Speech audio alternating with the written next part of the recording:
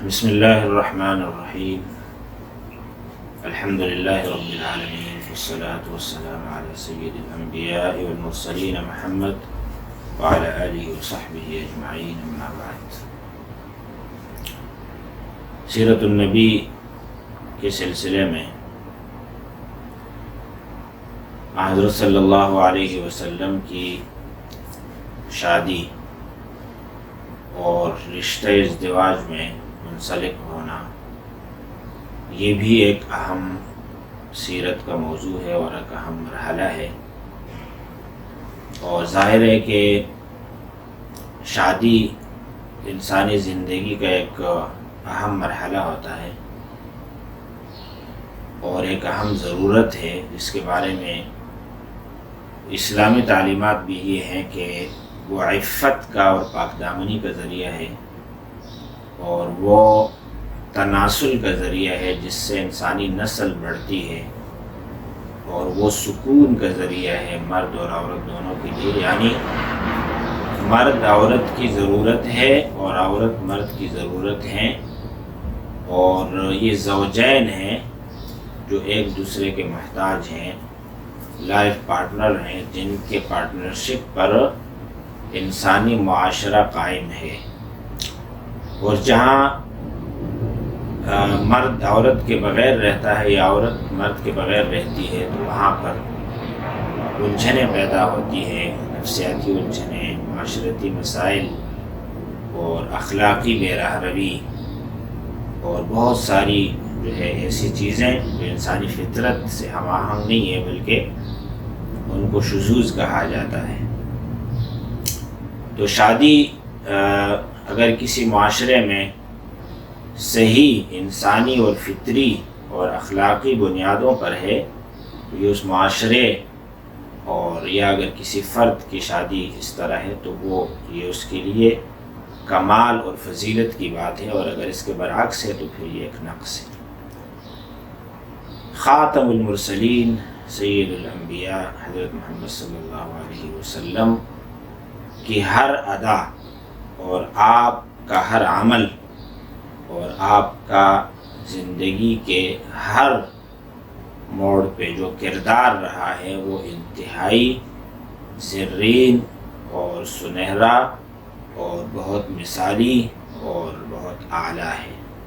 چنانچہ اس سے پہلے جو حضرت صلی اللہ علیہ وسلم کی طفولت اور آپ کے شباب کا اور آپ کے اخلاق کا ذکر ہوا ہے، اور تاریخ میں اور سیرت میں اس حوالے سے جو واقعات ہیں، جو مثالیں ہیں، ان سے پتہ چلتا ہے کہ آپ کی شخصیت کتنی اعلیٰ تھی اور رب العالمین نے، قدرت نے آپ کی کس طرح تربیت کی تھی اور آپ کو کس طرح مثالی بنایا تھا۔ تو انہی واقعات میں سے ایک واقعہ شادی کا بھی ہے۔ شادی میں ظاہر ہے کہ یہ بھی ایک موضوع ہے کہ شادی کوئی کب کرے اور کس طرح کرے، یعنی مرد کس طرح کی عورت سے شادی کرے اور پھر اس کے بعد ان کی زندگی کس طرح گزرتی ہے۔ یہ سارے موضوعات ہیں آج کے بھی، جیسے کہا جاتا ہے کم عمری کی شادی، جیسے کہا جاتا ہے لڑکی کو مال وغیرہ کی وجہ سے پسند کرنا اور یا جمال کی وجہ سے پسند کرنا، اس کی مرضی کو دیکھنا یا نہ دیکھنا، اس کے بعد پھر ازدواجی اور گھریلو زندگی میں اس کا کیا رول ہے، کیا کردار ہے، کیا حیثیت ہے اور اس کے ساتھ کیا سلوک ہوتا ہے، یہ ساری چیزیں موضوع بنتی ہے، اور ان چیزوں سے معاشرے اور افراد کی حیثیت کا پتہ چلتا ہے۔ تو حضرت صلی اللہ علیہ وسلم کی شادی یہ بھی ایک اہم موضوع ہے۔ اور کب آپ نے شادی کی؟ جب آپ صلی اللہ علیہ وسلم کی عمر اکثر روایت کے مطابق 25 سال تھی یا 26 سال 2 ماہ، جبکہ بعض روایت میں ہے کہ آپ کی عمر 30 سال تھی اور بعض روایت میں یہ ہے کہ آپ کی عمر 21 سال تھی، لیکن راجح یہی ہے کہ آپ کی عمر 25 سال تھی۔ اور آپ صلی اللہ علیہ وسلم نے 25 سال تک جو زندگی گزاری وہ انتہائی عفت اور پاک دامنی کی تھی، اور امین جو ہے یہ آپ کا لقب تھا، اور امین کا معنی ہوتا ہے جو امانت دار ہو اور جو خیانت نہ کرے۔ ظاہر ہے کہ کسی مرد اور عورت کا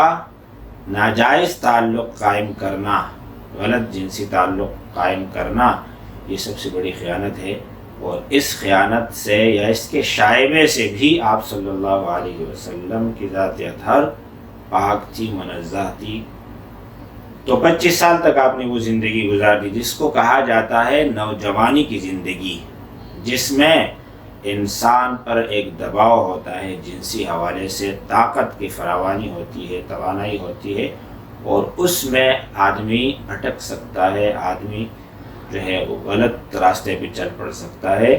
لیکن حضرت صلی اللہ علیہ وسلم کی وہ جو زندگی ہے وہ کوئی آپ گمنام آدمی نہیں تھے، آپ گوشہ خمول میں نہیں تھے، بلکہ آپ سب کے سامنے تھے، اور آپ قریش کے جو ہے چشم و چراغ تھے، اور اس قبیلے سے اور اس برادری سے آپ کا تعلق تھا جو حجاج بیت اللہ، جس طرح بھی وہ حج ہوتا تھا اور جس طرح بھی وہ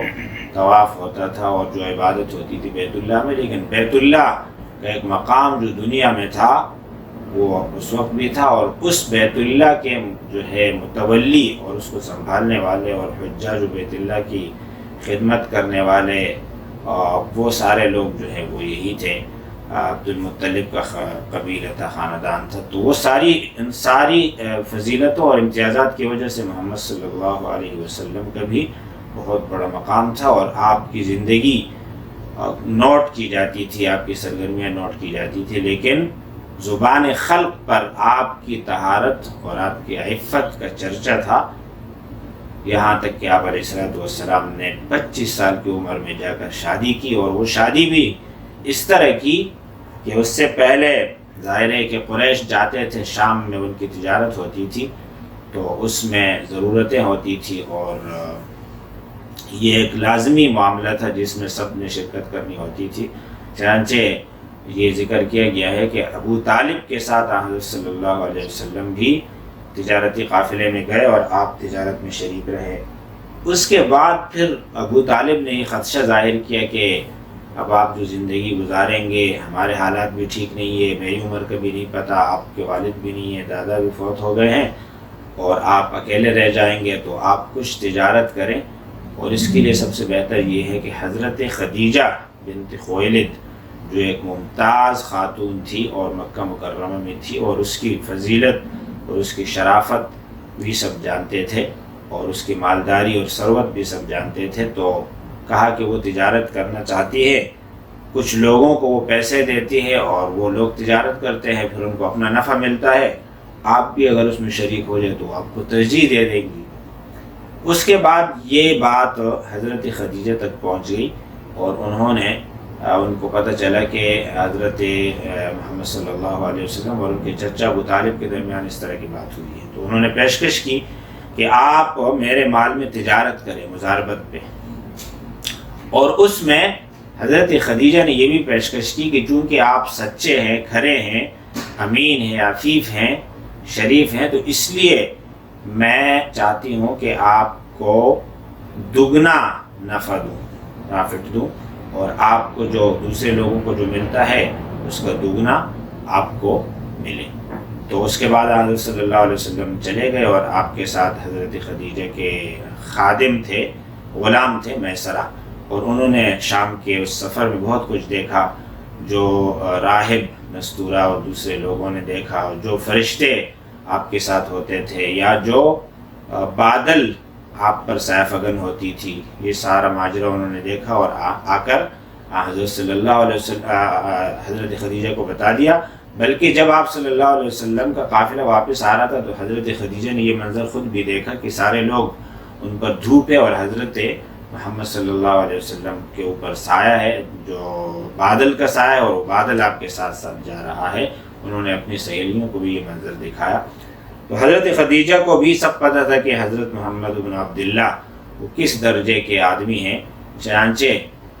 یہ منظر دیکھنے کے بعد انہوں نے حضرت محمد صلی اللہ علیہ وسلم کو یہ بھی پیشکش کی کہ میں آپ سے نکاح کرنا چاہتی ہوں، آپ سے شادی کرنا چاہتی ہوں۔ نبی کریم صلی اللہ علیہ وسلم ظاہر ہے اس وقت آپ کی بعثت نہیں ہوئی تھی، آپ نے یہ بات سنی اور اس کو اپنے چچاؤں کے سامنے پیش کر دیا، جو اس وقت تھے حضرت عباس اور حضرت حمزہ اور ابو طالب، ان تینوں نے غور و خوض کے بعد، بلکہ شاید وہ پہلے سے بھی سوچتے ہوں گے کہ یہ شادی اور یہ رشتہ ہونا چاہیے، تو انہوں نے جا کے حضرت خدیجہ کے چچا سے بات کی اور ان کے والد سے بات کی کہ ان کا رشتہ چاہیے ہمیں۔ چنانچہ ان کے چچا نے جو ہے وہ رشتہ منظور کر لیا، اور اس کے بعد ایک روایت کے مطابق حضرت حمزہ اور ایک روایت کے مطابق، ظاہر ہے اس وقت آپ صلی اللہ علیہ وسلم کی بعثت نہیں ہوئی تھی، تو حضرت حمزہ بھی اور عباس بھی مسلمان نہیں تھے، لیکن وہ اپنے آبا و اجداد کے دین پر تھے۔ تو جس نے بھی، ابو طالب نے یا حمزہ نے خطبہ پڑھا اور اپنی فضیلت بیان کی، اور اللہ کے حمد و ثنا کے بعد اپنے امتیازات کا کچھ ذکر کیا، اور پھر وہ نکاح ہو گیا، اور حضرت محمد صلی اللہ علیہ وسلم اور حضرت خدیجہ نکاح اور رشتہ ازدواج کے بندھن میں بندھ گئے۔ حضرت خدیجہ رضی اللہ عنہا اس وقت اہل سنت کی روایت کے مطابق اس سے پہلے ان کی 2 شادیاں ہوئی تھیں، اور ان 2 شادیوں میں ان کے 2 بچے بھی تھے، اور وہ ان شادیوں کے بعد پھر وہ دونوں شوہر ان کے فوت ہو گئے تھے، یا ایک فوت ہو گئے تو دوسرے نے آپ کو طلاق دی تھی، یہ بھی روایت ہے۔ بہرحال ان 2 شادیوں کے بعد تیسری شادی حضرت محمد صلی اللہ علیہ وسلم کے ساتھ ان کی ہوئی، اور اس وقت حضرت خدیجہ کی عمر 40 سال تھی، یعنی آپ صلی اللہ علیہ وسلم سے عمر میں 15 سال بڑی تھی۔ شیعہ کہتے ہیں کہ نہیں، حضرت خدیجہ کنواری تھی اور ان کی پہلے کوئی شادی نہیں ہوئی تھی، بلکہ وہ یہاں تک بھی کہتے ہیں کہ جو آپ کی بچیاں ہیں زینب، رقیہ، ام کلثوم، یہ بھی محمد صلی اللہ علیہ وسلم کی صاحبزادیاں نہیں ہیں، بلکہ یہ آپ کی بہن، جو حضرت خدیجہ کی بہن ہے، یہ ان کی بچیاں ہیں، اور ان کے فوت ہونے کے بعد حضرت خدیجہ نے پالی، اور پھر جب آپ کی شادی نبی علیہ السلام سے ہوئی تو یہ بچیاں بھی آپ کے ساتھ آ گئی۔ چنانچہ یہ ربائب الرسول صلی اللہ علیہ وسلم ہے، یعنی آپ کے یہاں ان کی تربیت اور پرورش ہوئی ہے، جبکہ اہل سنت والجماعت کی روایت کے مطابق یہ بات بالکل جھوٹ ہے۔ آپ کی 4 صاحبزادیاں تھیں، جن میں 3 یہ تھی اور ایک حضرت فاطمہ تھی، اور آپ کنواری بھی نہیں تھی حضرت خدیجہ، بلکہ 2 شادیاں اس سے پہلے آپ کی ہوئی تھی۔ اس کے بعد پھر بعثت سے پہلے، یعنی جب آپ صلی اللہ علیہ وسلم کی عمر 40 سال کو پہنچ گئی، اس سے پہلے ہی آپ کے اکثر بچے پیدا ہو گئے تھے۔ آپ کا بیٹا یہ ہے کہ قاسم، وہ بھی پیدا ہو گیا تھا، اور حضرت زینب، رقیہ، ام کلثوم، فاطمہ رضی اللہ عنہن یہ بھی پیدا ہو گئی تھی، اور بعثت کے بعد سے پھر ایک بچے کا اضافہ ہوا جس کا نام عبداللہ تھا، جس کا لقب طیب اور طاہر ہے، اور قاسم آپ کا وہ بیٹا ہے جس کی طرف آپ کی نسبت ہوتی تھی کنیت میں، ابو القاسم، اور وہ پھر فوت ہو گئے تھے، دوسرے بیٹے بھی فوت ہو گئے تھے، اور آپ کی زندگی ہی میں آپ کی جو ہے صاحبزادیوں کا بھی انتقال ہوا، سوائے حضرت فاطمہ کے، جن کا انتقال آپ صلی اللہ علیہ وسلم کے وصال کے 6 ماہ بعد ہوا۔ حضرت خدیجہ رضی اللہ عنہا سے جو آپ کی شادی ہوئی وہ کئی حوالوں سے ممتاز ہے۔ ایک تو اس حوالے سے کہ حضرت خدیجہ کی اگرچہ 2 شادیاں ہوئی تھی، لیکن وہ بچپن سے بہت نیک اور بہت عفیف تھی، اور ان کا لقب تھا طاہرہ، اور سب لوگ جانتے تھے، اور وہ اللہ تعالیٰ کی محبت میں اور اللہ کی معرفت میں ہمیشہ مستغرق رہتی تھی، خواب دیکھتی تھی، عبادت کرتی تھی، اور ورقہ ابن نوفل جو ان کا چچا زاد بھائی تھا ان کے پاس جایا کرتی تھی، وہ بھی ایک بہت بڑا مذہبی عالم تھا، اور ان سے مشورہ وغیرہ لیتی تھی، تو انہوں نے شاید بہت ساری بشارتیں بھی ان کو دی گئی، اور انہوں نے خواب بھی دیکھے، اور یہ ان کا ایک خواب تھا اور ایک آرزو تھی کہ وہ حضرت محمد صلی اللہ علیہ وسلم جیسی ہستی سے ان کا نکاح ہو جائے، اور آپ صلی اللہ علیہ وسلم سے زیادہ موزون ان کے لیے کون ہو سکتے تھے، اور نبی علیہ الصلوۃ والسلام کے لیے بھی وہ موزون تھی، اس لیے کہ وہ عفیفہ تھی، اور پھر ان کی مدد کی اور تعاون کی بھی آپ صلی اللہ علیہ وسلم کو ضرورت تھی۔ اور اس سے پھر یہ بات بھی معلوم ہو جاتی ہے کہ حضرت صلی اللہ علیہ وسلم، جیسے کہ مستشرقین نے ایک پروپیگنڈا کیا ہے کہ دیکھیں یہ کیسے نبی ہے، ان کی امت میں تو سب سے زیادہ اگر کسی کو شادی کی ضرورت ہے تو 4 شادیاں ہو سکتی، کیونکہ ان کی اپنی بیویاں تو ایک وقت 9 رہی ہیں، تو شادیوں کے چکر میں رہتے تھے ہمیشہ، کبھی اس عورت سے شادی کر رہے، کبھی اس سے کر رہے، عورتوں کو پسند کر رہے، اور ایک سے ایک شادیاں، ایک سے ایک ہے اعلیٰ قبیلے میں ان کی شادیاں ہو رہی ہے، تو والعیاذ باللہ ان کا وہ یہ تاثر دینا چاہتے ہیں، باور کرانا چاہتے ہیں کہ آپ صلی اللہ علیہ وسلم ایک دنیادار آدمی تھے، جیسے بادشاہوں میں ہوتا ہے کہ وہ اپنے جو ہے خواہشات پوری کرنے کے لیے زیادہ سے زیادہ شادیاں کرتے ہیں، حسین سے حسین عورتیں دیکھتے ہیں، اور پھر وہ جو ہے اپنی مرضی کے مطابق زندگی گزارتے ہیں، اور ان کے خادم ہوتے ہیں، ان کے مرید ہوتے ہیں جو ان کی خدمت کرتے ہیں، ان کی تعریفیں کرتے ہیں، اور دنیا والے ان پہ مر مٹتے ہیں، ان پر اپنی ساری دولتیں نچھاور کرتے ہیں۔ تو آپ صلی اللہ علیہ وسلم بھی اس طرح ایک آدمی تھے، لیکن یہ بات غلط ہے، اور یہ وہ جانتے ہیں کہ غلط ہے، جان بوجھ کے وہ اس طرح کی بات پھیلانا چاہتے ہیں۔ اس کی سب سے بڑی دلیل کیا ہے کہ 25 سال تک تو آپ کا کوئی رشتہ ہی نہیں ہوا، اور نہ آپ نے کبھی خواہش ظاہر کی، کوئی ایک دلیل بھی نہیں بتائی جا سکتی، حالانکہ اس وقت کی وہ تاریخ ایک حد تک محفوظ ہے اور اس کو دیکھا جا سکتا ہے، لیکن اس آپ صلی اللہ علیہ وسلم کے حوالے سے کوئی ایسی بات نہیں تھی۔ پھر اس کے بعد جب آپ کی شادی ہوئی تو وہ ایک ایسی عورت سے ہوئی جو پہلے سے شادی شدہ تھی۔ کوئی نوجوان لڑکا، نوجوان آدمی ہرگز یہ برداشت نہیں کرتا، یہ نہیں پسند کرتا، اور اگر اس کے پاس مواقع بھی ہوں، اس کی خاندانی حیثیت بھی ہو، شرافت بھی ہو، تو پھر تو قطعاً وہ اس طرح کی چیزوں کو برداشت نہیں کرتا۔ لیکن حضرت نبی علیہ السلام نے اپنے سے 15 سال زیادہ عمر والی ایک عورت سے شادی کر لی، اور پہلے اس کی شادیاں ہو گئی تھی، اور بڑی خوشی سے اس کو قبول کر لیا، اور پھر سکون اور یکسوئی کے ساتھ ان کے ساتھ آپ کے 25 سال گزرے، یعنی جب آپ صلی اللہ علیہ وسلم کی عمر 49 سال یا 50 سال ہو گئی، اس وقت تک آپ کی وہ ساری زندگی حضرت خدیجہ کے ساتھ رہی۔ کبھی آپ صلی اللہ علیہ وسلم نے یہ خواہش ظاہر نہیں کی کہ اور آپ شادی کریں۔ سارے بچے جو ہیں وہ بھی آپ کے انہی سے ہیں۔ اس کے بعد اگر آپ نے شادیاں کی تو 50 سال کے بعد جو لوگ شادیاں کرتے ہیں، کیا وہ مستی اور کیا وہ جو ہے خواہش کی بنا پر کرتے ہیں، یا اس کے اور کوئی مسئلے ہوتے ہیں؟ اگر کسی کی خواہش ہوتی ہے تو خواہشات تو یہ ہے کہ 18 سے 30 سال کے درمیان یا زیادہ سے زیادہ 40 سال تک وہ ساری خواہشات پوری کر لیتے، اس کے بعد تو پھر یہ ہے کہ آدمی روح بزوال ہوتا ہے، نیچے کی طرف آتا ہے، اور پھر سب کو پتہ ہے یہ باتیں تو معروف ہوتی ہے، اس عمر میں پھر لوگ شادیاں نہیں کرتے، کر بھی لے تو اکا دکا کوئی ضرورت کی وجہ سے کرتے ہوں گے۔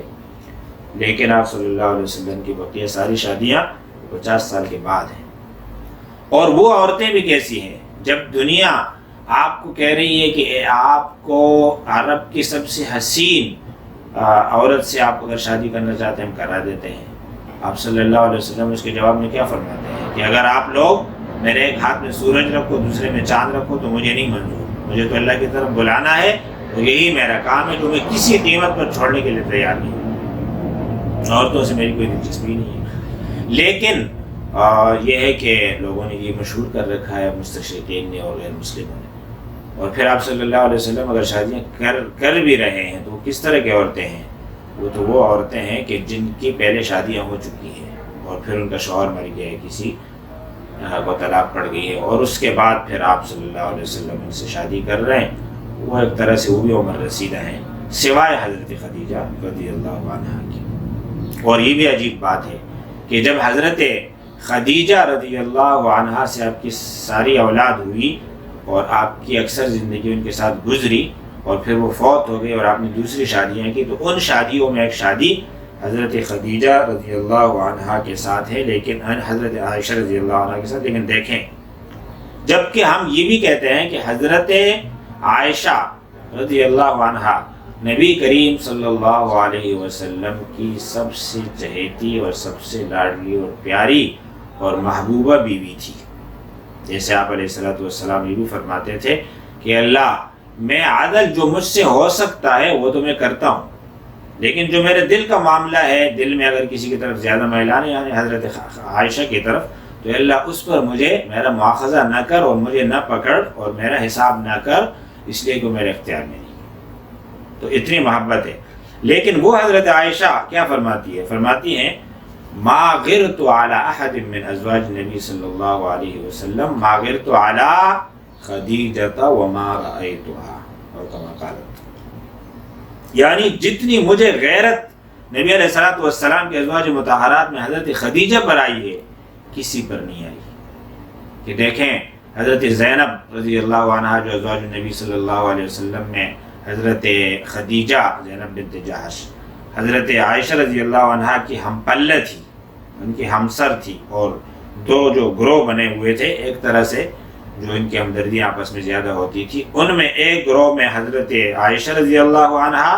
لیڈر تھی اور بڑی تھی، اور دوسرے گروہ میں حضرت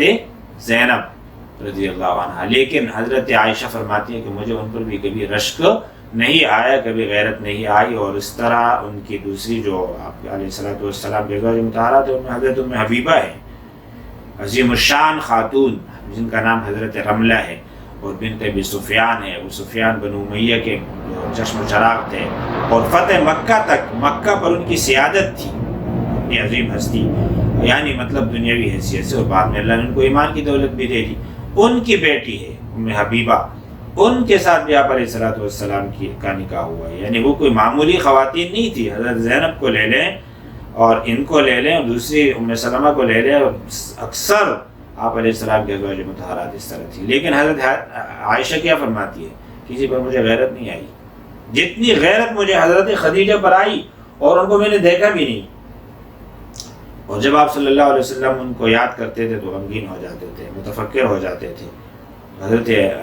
عائشہ فرماتے میں نے ایک دفعہ آپ صلی اللہ علیہ وسلم کی دلجوئی کے لیے کہہ دیا کہ قد ابدلک اللہ خیرا منہا. آپ کیوں ان کو یاد کرتے ہیں؟ بھول جائیں ان کو، اللہ تعالیٰ نے تو ان سے بہتر آپ کو دے دی. مطلب یہ تھا کہ میں یعنی حضرت عائشہ اب آپ کے نکاح میں ہے، جو ان سے بہتر کس اعتبار سے ہے؟ اس اعتبار سے کہ کنواری ہے، اور مرد ہمیشہ کنواری اور نوعمر یہ ہے کہ اہلیہ کو زیادہ ترجیح دیتا ہے، زیادہ پسند کرتا ہے. تو ایک واضح سی بات تھی. اور اس کے بعد بھی آپ ان کو نہیں بھولے. اللہ تعالیٰ نے نعم العدل بدل عطا فرما دیا، اور ان سے اعلیٰ اور افضل بیوی آپ کو عطا فرما دی. تو آپ صلی اللہ علیہ وسلم جو شکور تھے اور بہت شکر گزار تھے، آپ صلی اللہ علیہ وسلم اللہ سبحانہ و تعالیٰ کے، اور ہر نعمت پر شکر ادا کرتے تھے. کبھی آپ نے ایسا نہیں کیا، نہیں فرمایا کہ میرے ساتھ یہ اچھا نہیں ہوا. لیکن اس موقع پہ آپ نے کیا فرمایا؟ ما ابدلنی اللہ خیرا منہا، اللہ نے مجھے اس سے بہتر بیوی نہیں دی. یعنی آپ کیا یہ سمجھ رہی ہے کہ میں ان سے بہتر ہوں؟ نہیں، ان سے بہتر مجھے نہیں ملی. اور پھر کیا فرمایا؟ وجہ بیان فرمائی، قد آمنت بی اذ کفر بی الناس. انہوں نے تو اس وقت مجھ پر ایمان لایا جب سارے لوگوں نے میرا انکار کیا اور میرا کفر کیا. چنانچہ کیا کہتے ہیں کہ سب سے پہلی ہستی مردوں اور عورتوں میں حضرت خدیجہ کی تھی، جو ایمان قبول کرنے والی ہے. سب سے پہلی عورت جس نے وضو کیا، سب سے پہلی عورت جس نے نماز پڑھی، یعنی پہلا انسان وہ یہ عورت ہے. اس کے بعد پھر کوئی مرد آیا ہوگا حضرت صدیق اکبر، پھر کوئی بچہ آیا ہوگا حضرت علی، پھر کوئی اور آیا ہوگا، لیکن یہ پہلی ہستی ہے. اور اس وقت کسی نے آپ صلی اللہ علیہ وسلم پر ایمان نہیں لایا، انہوں نے ایمان لایا. تو وہ ہستی ہے. اور سارے لوگوں نے میرا انکار کیا، انہوں نے کہا نہیں آپ اللہ کے رسول ہیں، میں ایمان لاتا ہوں. اور صدقتنی اذ کذبنی الناس، جب سارے لوگوں نے میری تکذیب کی، 40 سال تک میری صداقت اور امانت کی گواہی دیتے رہے، اور 40 سال کے بعد جب میں نے توحید کی بات کی، اللہ کی طرف دعوت دی، تو لوگوں نے کیا کہا؟ جھوٹ بول رہے، جھوٹا ہے. اس عورت نے کہا نہیں، سچ بول رہے، سچا ہے. اور واسطنی بمالہا اذ حرمنی الناس، جب سارے لوگوں نے مجھے اپنے مالوں سے محروم کر دیا، تو اس عورت نے اپنے مال کے ذریعے میری ہمدردی کی، خیرخواہی کی، اور اپنا مال مجھے دیا اور مجھے پالا ایک طرح سے. اس کو میں کیسے بھول سکتا ہوں؟ اور ورزقنی اللہ ولدہا، اللہ تعالیٰ نے مجھے اس سے اولاد کی نعمت عطا فرمائی. یہ ساری خوبیاں تو اس میں ہیں، کسی میں نہیں. حضرت عائشہ سے محبت اپنی جگہ ہے، اس کی فضیلت اپنی جگہ ہے، لیکن یہ مقام حضرت خدیجہ کا ہے. تو ایک طرح سے وہ بوڑھی عورت، معمر عورت، لیکن اس سے آپ کی محبت، اور محبت میں پھر اسباب محبت کیا بیان کرتے ہیں وہ بھی دیکھیں. اس میں یہ نہیں ہے کہ وہ بڑی حسین جمیل تھی، بڑی ناز و ادا اس کی مجھے جو بھاتی تھی، اور اس طرح کی کوئی جنسی بات جو مردوں کو پسند ہوتی ہے نہیں، بلکہ وہ باتیں جن کا نبوت سے تعلق ہے، جن کا اسلام اور دین سے اور خیر اور اللہ سے تعلق ہے. اور نبی کی نبوت کو انہوں نے جس طرح اس کو سپورٹ کیا اور اس کو فالو کیا اور اس سے تعاون کیا اور اس کو آگے بڑھنے میں وہ دست و بازو بنی نبی علیہ السلام کی، اس بات کو آپ صلی اللہ علیہ وسلم نے ترجیحی بنیاد پر 4 چیزوں کو سامنے رکھا کہ یہ باتیں کسی اور میں ہے نہیں۔ تو حضرت خدیجہ رضی اللہ عنہا میں یہ باتیں تھیں، جیسے کہ ہم جانتے ہیں، سیرت کا طالب علم جانتا ہے کہ جب آپ صلی اللہ علیہ وسلم کی ان سے شادی ہوئی تو پھر انہوں نے جو ہے اپنے مال کو اسی طرح تجارت چلتی رہی، حضرت صلی اللہ علیہ وسلم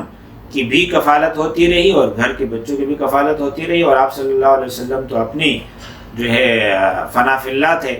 اللہ تعالیٰ کی عبادت میں اور اللہ سے مناجات میں مصروف رہتے تھے، غار حرا آتے تھے۔ کبھی حضرت عائشہ، حضرت خدیجہ رضی اللہ عنہا کی زبان پر حرف شکایت نہیں آیا کہ آپ کہاں جا رہے ہیں، آپ کیا کر رہے ہیں، آپ سے کیا شادی اس لیے ہوئی تھی۔ اس کو وہ اپنے لیے سعادت سمجھتی تھی کہ میں کس طرح اس ہستی کی خدمت کروں، اور خدمت کرتی رہی اور بچوں کی تربیت کرتی رہی، اور آپ صلی اللہ علیہ وسلم کو بالکل سارے گھر کے معاملات سے بے نیاز کرتی رہی۔ غار حرا بھی آتی تھی روایت کے مطابق، اور آپ صلی اللہ علیہ وسلم کے لیے کھانا لاتی تھی، ضروریات لاتی تھی، آپ کو تسلی بھی دیتی تھی، اور آپ کی تنہائی اور یہ ہے کہ آپ کو اگر کوئی کمی محسوس ہو تو کمی ہر طرح سے وہ دور کرنے کے لیے پیش ہوتی تھی۔ اور پھر جب وہی آئی تو دیکھیں ایک خاتون ہے اور آپ صلی اللہ علیہ وسلم کی 40 سال تک تربیت ہوئی، ایک مرد کامل، رجل کامل، لیکن جب وہ کیفیات ان پر آتی ہے تو آپ صلی اللہ علیہ وسلم تھوڑے سے پریشان ہو جاتے ہیں۔ جب گھر آتے ہیں تو حضرت خدیجہ رضی اللہ عنہا پورے عزم و ہمت کے ساتھ کہتی ہیں کہ لا یخزیک اللہ ابدا، لا یخزیک اللہ ابدا، نہیں آپ کیا سوچ رہے ہیں، کچھ اور ہو جائے گا، مطلب یہ ہے کہ ہو سکتا ہے میری موت آ رہی ہو یا میرے ساتھ کچھ اور حادثہ ہو، نہیں، کچھ بھی نہیں ہوگا، اللہ آپ کو ہرگز رسوا نہیں کریں گے اور آپ کو نہیں چھوڑیں گے تنہا۔ ابھی جو ہے اللہ کی طرف سے آپ کے ساتھ خصوصی معاملات شروع ہو گئے ہیں، آپ تسلی رکھیں۔ اور پھر انہوں نے جو وجوہات بیان کی وہ ایک عارفہ باللہ کے ہی الفاظ ہو سکتے ہیں اور اس کی سوچ ہو سکتی ہے، اس کا بلند خیال ہو سکتا ہے۔ وہ فرمایا کہ آپ تو سچ بولنے والے ہیں، سچے آدمی کے ساتھ کچھ نہیں ہوتا، آپ تو لوگوں کے ساتھ تعاون کرنے والے ہیں، نوائب میں اور مصائب میں اور حوادث میں آپ لوگوں کے ساتھ جو ہے تعاون کرتے ہیں، اور آپ تو معدوم لوگوں کو اٹھاتے ہیں، تکسب المعدوم، اور آپ تو خیر والے ہیں، آپ کے ساتھ ایسا کچھ نہیں ہوگا، لہٰذا آپ تسلی رہے گا۔ اور پھر ان کو لے چلی۔ بہرحال یہ تو ان کے الفاظ تھے، لیکن ظاہر ہے کہ ان کو بھی کہیں سے کوئی سہارا، کوئی حوصلہ، کوئی اشارہ چاہیے تھا، تو ان کو اپنے مرشد ورقہ ابن نوفل جو ایک مذہبی عالم تھے، بہت اللہ والے تھے، ان کے پاس لے چلے اور فرمایا کہ میرے شوہر کے ساتھ یہ ہو رہا ہے۔ ان کے رشتہ دار چچا زاد بھی تھے، تو انہوں نے بھی دیکھا، پوچھا اور تسلی کر لی اور کہا کہ بالکل آپ کی بات صحیح ہے، اور یہ وہی نبی موعود ہیں جس کا ہمارے تورات اور انجیل میں ذکر ہے، ان کتابوں کے وہ عالم تھے۔ تو وہاں سے بھی تسلی مل گئی، اور پھر حضرت یعنی ہر طرح سے حضرت خدیجہ رضی اللہ عنہا نے نبی علیہ السلام کو سنبھالا۔ اور پھر آپ دیکھیں کہ بعثت کے بعد جب 7 نبوی کو یہ ہوا کہ آپ صلی اللہ علیہ وسلم کا مقاطعہ ہوا، بنو ہاشم کا مقاطعہ ہوا، اور ان کو شیب ابی طالب میں بند کیا گیا، اور سارے عرب نے ان کے ساتھ تعلقات توڑ دیے، اور ان پر بدترین حالات آ گئے، کھانے پینے کو کچھ نہیں ملتا تھا، درختوں کے پتے کھاتے تھے، اور اس کے علاوہ یہ ہے کہ ان کے بہت سارے لوگ مر بھی گئے۔ باہر جاتے تھے، سامان لے کے جاتے تھے بیچنے کے لیے، تو کوئی لینے کے لیے تیار نہیں ہوتا تھا، کھانا نہیں آتا تھا۔ ایک واقعہ یہ حضرت خدیجہ نے اپنے خاندان کو چھوڑ دیا، مالدار خاتون تھی لیکن سارے اپنے تعلقات کو چھوڑ دیا، نبی علیہ السلام کے پاس آ کر بھوک پیاس برداشت کرنے کے لیے بیٹھ گئی۔ 3 سال تک شیب ابی طالب میں جو مقاطعہ رہا، جو بائیکاٹ رہا، جو سخت ترین زندگی آپ صلی اللہ علیہ وسلم کی وہاں گزری، اس میں حضرت خدیجہ ساتھ تھی، اور وہ ساری تکلیفیں برداشت کی۔ اور شیب ابی طالب سے نکلنے کے بعد غالباً پھر 10 نبوی کو جا کر آپ جب نکلے اور مقاطعہ ختم ہوا، کچھ اہل دل کی سرگرمی اور دلچسپی کی وجہ سے، اور پھر اس کے بعد آپ کے چچا کا انتقال ہوا ابو طالب کا، تو اس کے 3 دن بعد حضرت خدیجہ کا انتقال ہوا۔ اور شاید وہ جو انہوں نے تکلیفیں جھیلی تھی اس میں شیب ابی طالب میں، اور جو سخت حالات کا سامنا کیا تھا، ان کی وجہ سے وہ اندر سے ٹوٹ گئی تھی، اور اس مصیبت کو اور اس حادثے کو وہ برداشت نہ کر سکی اور 65 سال کی عمر میں وہ پھر وفات پا گئی، اور آپ صلی اللہ علیہ وسلم پر جو ہے غم کا ایک پہاڑ کے بعد دوسرا پہاڑ وہ ہے کہ ٹوٹا، اور آپ صلی اللہ علیہ وسلم نے اس سال کو عام الحزن کا نام دیا، پریشانی اور غمگینی کا سال، جس میں آپ کا سب سے بڑا سہارا آپ کا چچا جو آپ کے والد کی طرح تھے اور ساری شفقتیں اور تربیتیں انہوں نے کی، وہ دنیا سے چلے گئے، جیسے بھی تھے حالت شرک میں گئے ہیں اہل سنت والجماعت کے نظریے کے مطابق، لیکن اس میں کوئی شک نہیں ہے کہ وہ آپ صلی اللہ علیہ وسلم کے محسن تھے اور آپ کے مربی تھے اور آپ کا سہارا تھے۔ ان کا انتقال ہوا، اور حضرت خدیجہ جو اگرچہ بیوی تھی لیکن ان کا جو کردار رہا وہ عظیم الشان رہا، وہ بھی چلی گئی۔ آپ علیہ الصلوۃ والسلام جو دنیا کی اس طرح کی چیزوں کو کوئی زیادہ اہمیت نہیں دیتے تھے، لیکن آپ بھی غمگین ہو گئے اور غمزدہ ہونے کی وجہ سے آپ نے اس سال کو عام الحزن کا نام دیا۔ تو حضرت خدیجہ علیہ السلام رضی اللہ عنہ کا یہ مقام ہے، اور ان کے ساتھ آپ کی شادی ہوئی، اور بعثت سے پہلے انہی کے ساتھ آپ کی شادی ہوئی تھی، اور پھر دوسری شادیاں بعد میں ہوئی۔ صلی اللہ علیہ وسلم وعلی آلہ وصحبہ وسلم۔